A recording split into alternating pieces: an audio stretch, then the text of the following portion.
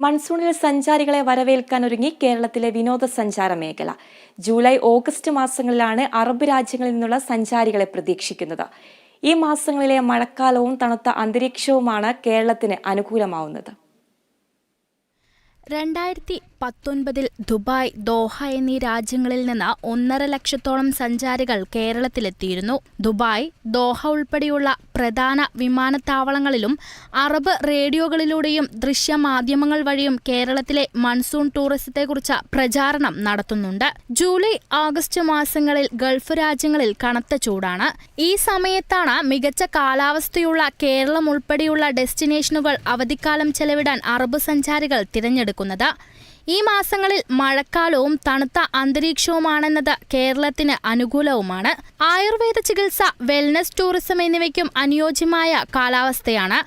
ഈ അനുകൂല അന്തരീക്ഷവും കേരളത്തിന്റെ പ്രകൃതി ഭംഗിയും ആസ്വദിക്കാനാണ് അറബ് സഞ്ചാരികൾ എത്താറുള്ളത്.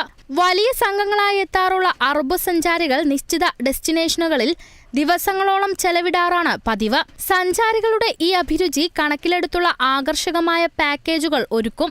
2019 മിഡിൽ ഈസ്റ്റ് രാജ്യങ്ങളിൽ നിന്ന് 1.5 ലക്ഷത്തോളം സഞ്ചാരികളാണ് കേരളത്തിലെത്തിയത്.